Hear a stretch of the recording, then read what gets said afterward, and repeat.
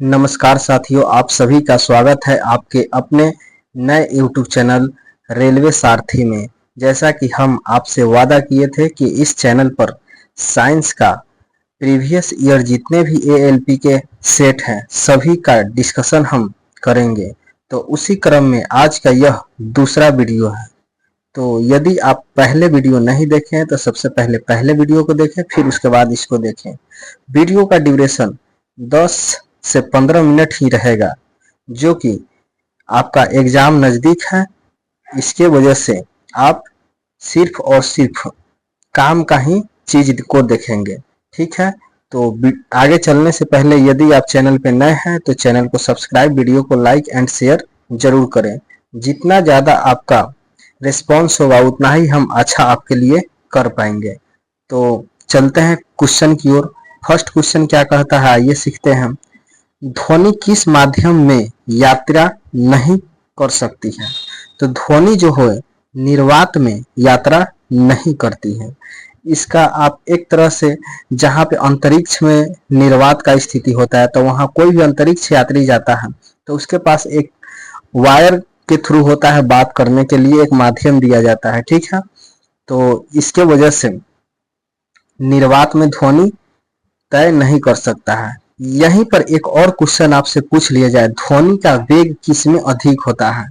तो ध्वनि का वेग सबसे अधिक होता है ठोस में, उसके बाद में होता है द्रव में, उसके बाद होता है गैस में, ठीक है। तो इसको भी आप ध्यान में रखेंगे। फिर हम चलते हैं अगले क्वेश्चन की ओर। अगला क्वेश्चन 2 नंबर है। क्या कहता है, निम्नलिखित में से कौन सा कार्बन का संयुक्त रूप नहीं है? तो इसको आप याद रखिएगा, हीरा और ग्रेफाइट जो कार्बन का अपरूप है यह संयुक्त रूप में नहीं पाया जाता है, बाद बाकी सभी संयुक्त रूप में पाया जाता है। तो इसका सही उत्तर हमारे पास हो जाएगा ऑप्शन नंबर 3। फिर हम चलते हैं दोस्त अगले क्वेश्चन की ओर। अगला क्वेश्चन क्या कहता है, निम्नलिखित नियम किसने दिए थे? तत्वों के उनके परमाणु भारों के आवर्त फलन होता है। मतलब कहने का मतलब है तत्वों का जो अरेंजमेंट है वह उनके परमाणु द्रव्यमान भार के आधार पर किसने सजाया था? तो इसका हमारा सही उत्तर हो जाएगा ऑप्शन नंबर 3, मेंडलीफ ने, ठीक है। फिर हम चलते हैं अगले क्वेश्चन की ओर। अगला क्वेश्चन क्या कहता है, यदि एक डोबरेनर त्रिक के पहले और तीसरे फास्फोरस और एंटीमनी है तो इसके त्रिक का दूसरा सदस्य कौन सा होगा? ठीक है, यहाँ पर एक चीज आप समझेंगे, डोबरेनर ने त्रिक का नियम दिया था। त्रिक का नियम से हम किस प्रकार समझते हैं, जैसे देखिए ए हो गया, बी हो गया और सी हो गया, यह 3 कोई एलिमेंट है। तो फर्स्ट एंड लास्ट वाला का जो औसत होता है वही जो बीच वाला एलिमेंट होता है उसका भार निकल के आता है। तो फास्फोरस और एंटीमनी दिया है तो इसका औसत में निकल के आएगा आर्सेनिक। इसका एक जो त्रिक के नियम पर है इसको आप ध्यान में रखिएगा। तो इसका सही उत्तर हो जाएगा ऑप्शन नंबर 4। फिर हम चलते हैं अगले क्वेश्चन की ओर। अगला क्वेश्चन क्या कहता है, किसी विशिष्ट प्रतिध्वनि को सुनने के लिए मूल ध्वनि और परिवर्तित ध्वनि के बीच का समय अंतराल कम से कम कितना होना चाहिए? देखिए कोई भी यदि कोई वर्ड किसी व्यक्ति को हम बोलते हैं तो लगले हम एक और वर्ड उसको बोलते हैं तो दोनों के बीच में जो गैप होता है 1/10 सेकंड का गैप होना चाहिए। 1/10 सेकंड, इसी को हम लिख सकते हैं 0.1 सेकंड। तो देखेंगे किस ऑप्शन में है, ऑप्शन नंबर 2 में है। फिर हम चलते हैं अगले क्वेश्चन की और अगला क्वेश्चन को सीखेंगे। एक विलयन जिसकी हाइड्रोजन आयन सांद्रता 1×10⁻⁻5 मोल प्रति लीटर है तो इसका पीएच क्या होगा? जब भी आपको इस प्रकार के क्वेश्चन आए तो ध्यान में रखिएगा, जो 10 का जो घात होता है वही उसका उत्तर होता है, जो 10 का घात होता है वही उसका उत्तर होता है। तो इसका सही उत्तर हो जाएगा ऑप्शन नंबर 2, ठीक है मेरे दोस्त।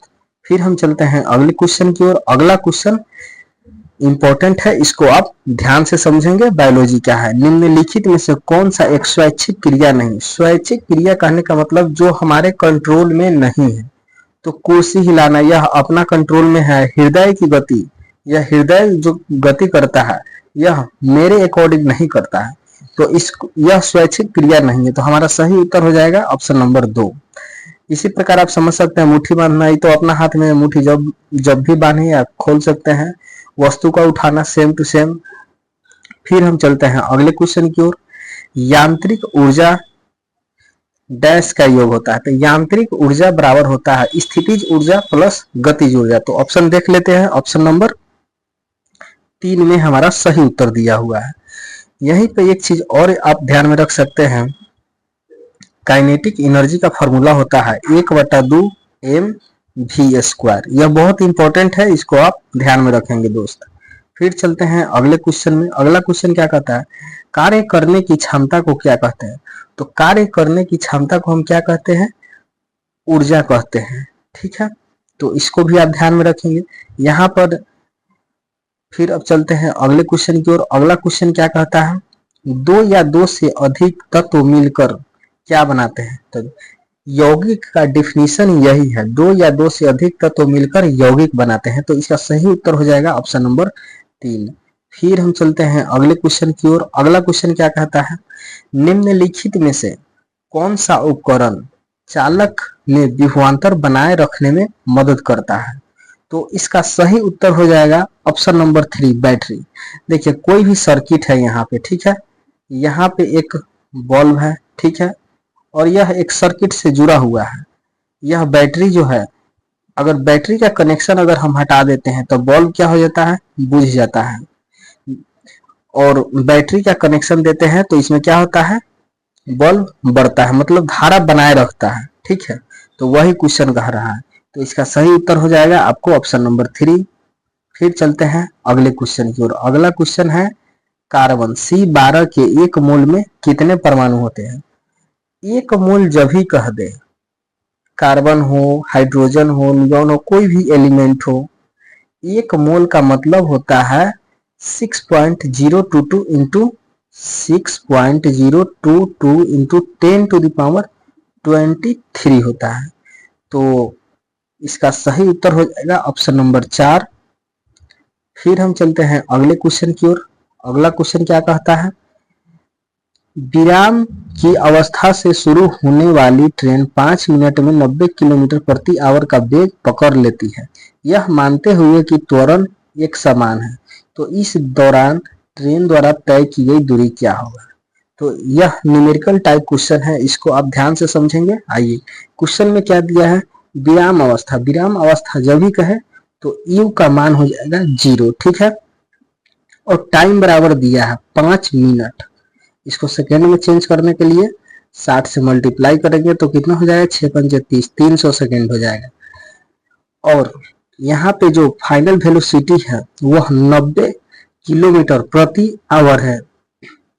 तो इसमें 5/18 से अगर मल्टीप्लाई कर देंगे तो 18×5 = 90, 25 मीटर प्रति सेकेंड फाइनल वेलोसिटी निकल करके आ जाएगा। तो हमारे पास एक्सेलरेशन का वैल्यू निकालेंगे, ठीक है। तो एक्सेलरेशन का वैल्यू निकालने के लिए हमारे पास समीकरण, गति का समीकरण पहला है, v = u + at। v का मान कितना है क्वेश्चन में, 25, u का मान कितना है 0, प्लस a, t का मान कितना है 300, ठीक है। तो यहाँ पे a बराबर हो जाएगा 25 और 300 बट्टा में आ जाएगा, तो 25 चौका मतलब a का वैल्यू आ जाएगा 12, 1/12 मीटर प्रति सेकेंड स्क्वायर आ जाएगा, ठीक है। तो यहाँ पे दूरी पूछ रहा है, तो हमारे पास फॉर्मूला है, इस प्रकार हम निकाल सकते हैं, s = ut + ½ at², ठीक है। तो यहाँ पर u मतलब इनिशियल वेलोसिटी क्या है, 0 है, तो ये तो पूरा टर्म 0 हो जाएगा। फिर यहाँ पे हम वैल्यू पुट करेंगे 1/2 इंटू a के जगह कितना है 1/12 और t के जगह कितना है 300 × 300। जब इसको आप सिंप्लीफाई कीजिएगा तो 3.75 किलोमीटर हमारा सही उत्तर निकल करके आ जाएगा। तो यहाँ पे देखते हैं ऑप्शन नंबर 4 हमारा सही उत्तर हो जाएगा। इस न्यूमेरिकल को आप ध्यान से एक बार और करेंगे यदि आपको दिक्कत आ रही है इसमें, तो यह बहुत इंपॉर्टेंट है रेलवे के एग्जाम के व्यू से। फिर चलते हैं अगले क्वेश्चन की ओर। अगला क्वेश्चन क्या कहता है, बल समीकरण में F किसके बराबर होता है? तो F बराबर m इंटू ए होता है, द्रव्यमान गुने एक्सेलरेशन के बराबर होता है। तो इसका सही उत्तर ऑप्शन नंबर ए हो जाएगा। फिर चलते हैं अगले क्वेश्चन की ओर। उस बिंदु का नाम क्या है जिस पर अर्धसूत्र गुण सूत्र में जुड़े होते हैं? तो इसका सही उत्तर गुण सूत्र बिंदु हो जाएगा, ऑप्शन नंबर 2। यह बायोलॉजी का टर्म है, इसको आप याद रखिएगा। फिर हम चलते हैं अगले क्वेश्चन की ओर। अगला क्वेश्चन कहता है एक फूल का मादा प्रजनन हिस्सा डैश कहलाता है? तो जब भी मादा मतलब स्त्रीलिंग हो गया, ठीक है, तो स्त्रीलिंग का सही उत्तर हो जाएगा अंडवप जो होता है, अंडवप, यही हमारा सही उत्तर हो जाएगा। फिर हम चलते हैं अगले क्वेश्चन की ओर। क्वेश्चन नंबर 17 क्या कहता है, निम्नलिखित में से किसका उपयोग पेयजल को कीटाणु रहित करने के लिए किया जाता है? जब भी इस प्रकार का क्वेश्चन आए तो इसका आंख मूंद के आंसर आप मारिएगा ब्लीचिंग पाउडर। ब्लीचिंग पाउडर खोजेंगे कहाँ है, ऑप्शन नंबर 4 है। और जहां क्वेश्चन में ब्लीचिंग पाउडर वर्ड यूज हो जाए उसमें क्लोरीन ऑप्शन खोजना है। तो यह फ्री का नंबर है, इसको आप ध्यान में रखिएगा। फिर चलते हैं अगले क्वेश्चन की ओर। अगले क्वेश्चन में क्या कहता है, कार्बन के निम्नलिखित में से कौन से अपरूप का उपयोग धातु कर्म में उपचायक कारक के रूप में किया जाता है? तो कार्बन का जो कोक होता है, कोक अपरूप धातु कर्म में उपचायक के रूप में इसका कार्य आता है। तो इसका सही उत्तर हो जाएगा ऑप्शन नंबर 1 कोक। फिर चलते हैं नेक्स्ट क्वेश्चन की ओर। उद्योग में उपयोग की जाने वाली शक्ति की इकाई क्या होता है? तो उद्योग में यह बड़ी यूनिट होता है, उद्योग में बड़ी मात्रा में बिजली की खपत होता है। तो इस प्रकार अश्व शक्ति इसका सही उत्तर हो जाएगा। इसको आप इस प्रकार भी याद रख सकते हैं, जब भी कहेगा उद्योग में तो उद्योग बहुत बड़ा कारखाना होता है, तो कारखाना में जो सामान होता है वह गाड़ियों के थ्रू एक जगह से दूसरे जगह ले जाया जाता है, तो उसमें बहुत सारी शक्ति की आवश्यकता होती है। तो जब भी बहुत सारी शक्ति की आवश्यकता होती है तो उसका सही उत्तर हो जाएगा अश्व शक्ति। अश्व मतलब घोड़ा होता है, शक्ति मतलब बहुत शक्तिशाली, ठीक है। तो इस प्रकार आप टेक्निकल वर्ड के थ्रू ध्यान में रख सकते हैं। फिर आज का यह लास्ट क्वेश्चन है, देखिएगा, इसको समझते हैं। कवक की कोशिका भित्ति किस चीज की बनी होती है? तो कवक की कोशिका भित्ति जो होता है काइटिन की बना होता है। तो इसका सही उत्तर हो जाएगा ऑप्शन नंबर 3, ठीक है।